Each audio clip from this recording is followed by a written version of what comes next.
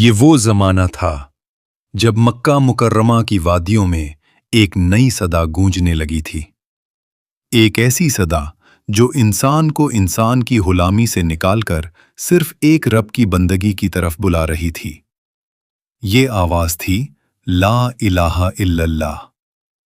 مگر یہ آواز قریش کے غرور کو برداشت نہ ہوئی۔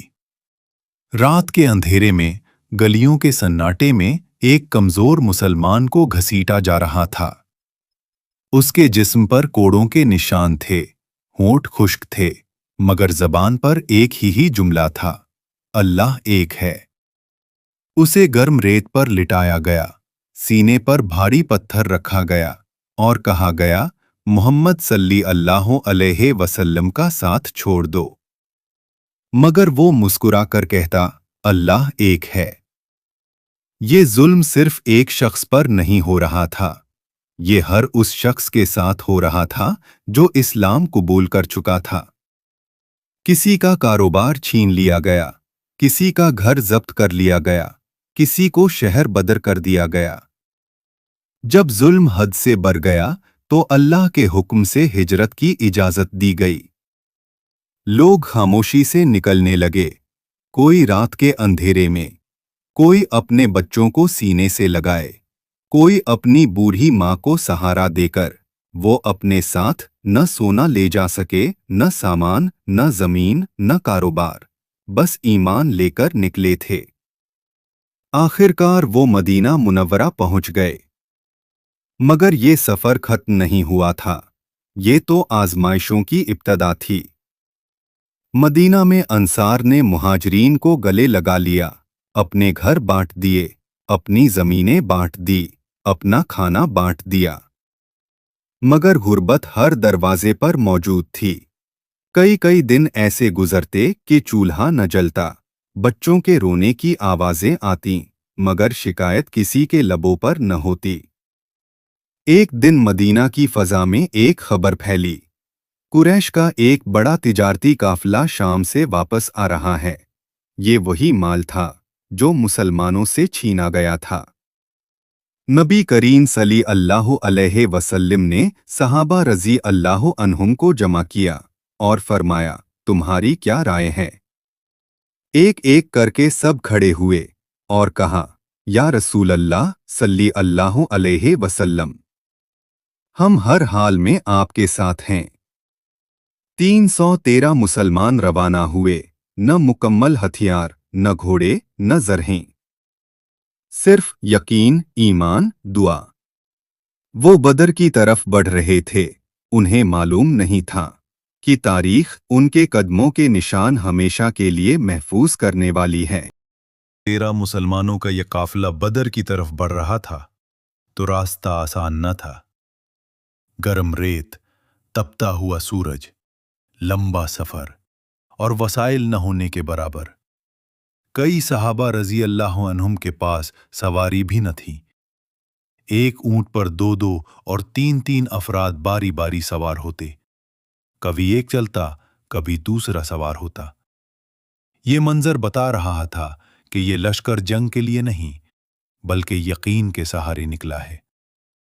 راستے میں جب بھی نبی کریم صلی اللہ علیہ وسلم کسی کو پیدل چلتے دیکھتے تو اسے اپنی سواری پر سوار کر لیتے۔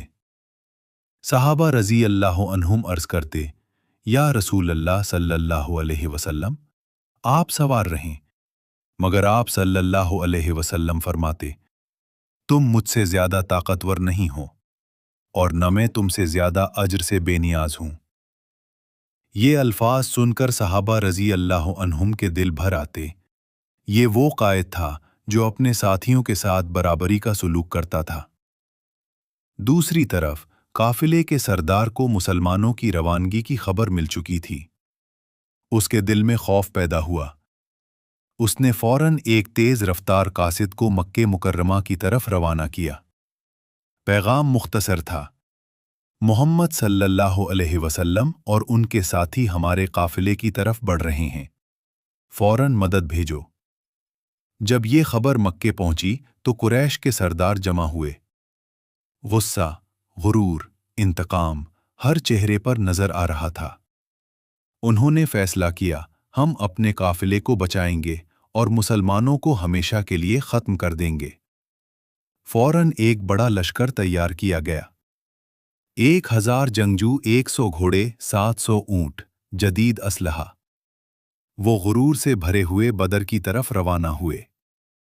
انہیں یقین تھا ہم جیتیں گے، مگر انہیں معلوم نہ تھا کہ ان کا مقابلہ صرف 313 انسانوں سے نہیں بلکہ اللہ کی مدد سے ہے۔ مسلمان ابھی راستے میں ہی تھے جب انہیں خبر ملی قافلے کے ساتھ 1000 کا لشکر بھی آ رہا ہے۔ اب معاملہ بدل چکا تھا۔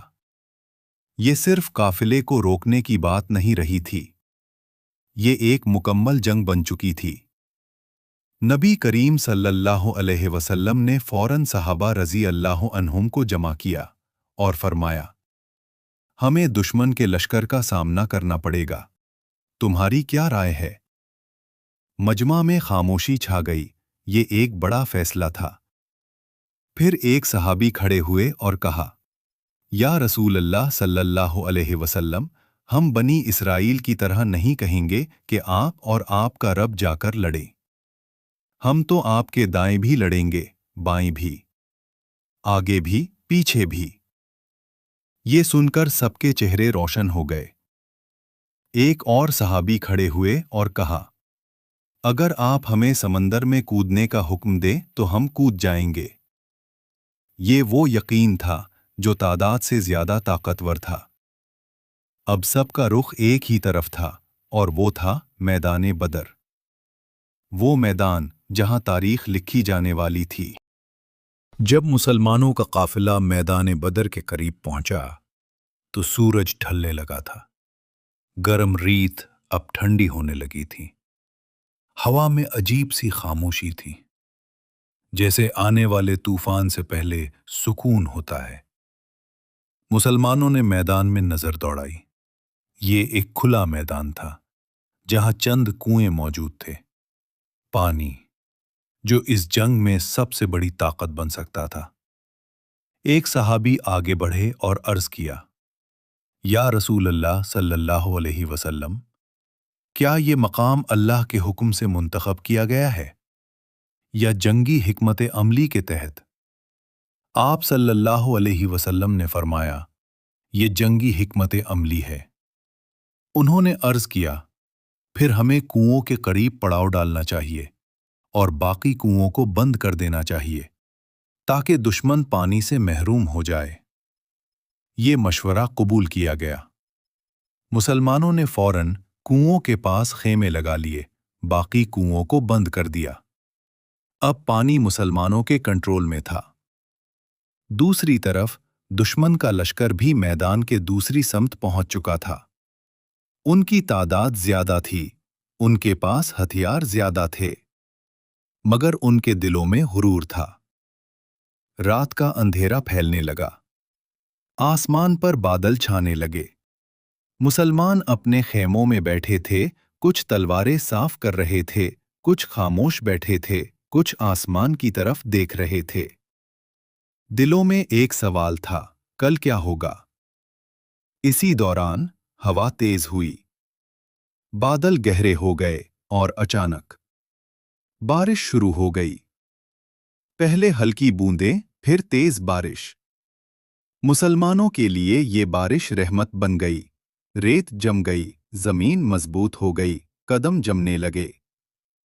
جبکہ دشمن کے لیے زمین کیچڑ بن گئی، گھوڑے پھسلنے لگے، چلنا مشکل ہو گیا۔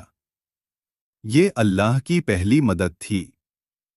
پھر اللہ تعالیٰ نے مسلمانوں پر ایسی نیند طاری کر دی کہ دلوں کا خوف ختم ہو گیا، ذہن پرسکون ہو گئے، تھکن دور ہو گئی۔ یہ نیند سکون کی نیند تھی۔ مگر ایک خیمہ ایسا تھا جہاں نیند نہ تھی۔ وہ خیمہ تھا نبی کریم صلی اللہ علیہ وسلم کا۔ آپ صلی اللہ علیہ وسلم کھڑے تھے، ہاتھ اٹھائے ہوئے اور دعا مانگ رہے تھے، اے اللہ اپنی مدد نازل فرما۔ آپ صلی اللہ علیہ وسلم بار بار دعا کرتے رہے، اے اللہ اگر آج یہ مٹھی بھر جماعت ہلاک ہو گئی तो जमीन पर तेरा नाम लेने वाला कोई न रहेगा। आप सल्लल्लाहु अलैहि वसल्लम इतनी देर तक दुआ करते रहे कि चादर मुबारक कंधों से गिर गई। हजरत अबू बकर रजी अल्लाह अन्हु ने आगे बढ़कर चादर उठाई और अर्ज किया, या रसूल अल्लाह सल्लल्लाहु अलैहि वसल्लम, अल्लाह जरूर अपना वादा पूरा फरमाएगा। रात गुजर गई, बादल छुटने लगे, आसमान साफ होने लगा, सुबह होने वाली थी और साथ ही तारीख का एक नया बाब लिखा जाने वाला था। मैदान बद्र में जंग अपने आखिरी मराहिल में दाखिल हो चुकी थी। दुश्मन के कदम डगमगा चुके थे, उनकी सफ़ें टूट चुकी थी और वो लश्कर जो गुरूर के साथ निकला था अब खौफ के साथ पीछे हट रहा था। कल तक वो कहते थे हम मुसलमानों को मिटा देंगे, मगर आज वो खुद अपनी जान बचाने के लिए भाग रहे थे। मुसलमान साबित कदमी के साथ आगे बढ़ रहे थे। उनके दिलों में सिर्फ एक यकीन था, अल्लाह हमारे साथ है। कुछ ही देर में जंग खत्म हो गई। मैदान में खामोशी छा गई, धूल बैठने लगी और एक नई तारीख लिखी जा चुकी थी। जंग का नतीजा उस जंग में 70 कुफ्फार कत्ल हुए, 70 कैदी बने, 14 मुसलमान शहीद हुए। ये इस्लाम की पहली अजीम फतह थी। कैदियों के साथ सुलूक जंग के बाद कैदियों को मुसलमानों के दरमियान तकसीम कर दिया गया, मगर साथ ही ये हुक्म दिया गया, कैदियों के साथ अच्छा सुलूक करो। मुसलमानों ने ऐसा ही किया। वो खुद खजूर खाते, मगर कैदियों को रोटी खिलाते। किसी को मारा न गया, किसी को भूखा न रखा गया। बाज कैदियों को उस शर्त पर आज़ाद किया गया कि वो मदीना के 10 मुसलमानों को पढ़ना लिखना सिखाएं। ये तारीख में पहली बार हुआ कि जंगी कैदियों की आज़ादी का बदला तालीम को बनाया गया। इस फतह के बाद मुसलमानों का रौब कायम हो गया। मदीना में इस्लाम मजबूत हो गया, दुश्मन के हौसले टूट गए। ये जंग एक टर्निंग पॉइंट साबित हुई। सबक यकीन सबसे बड़ी ताकत है। दुआ कभी खाली नहीं जाती। सब्र कामयाबी की कुंजी है। अल्लाह की मदद जरूर आती है। ये थी ग़ज़वा बद्र की दास्तान।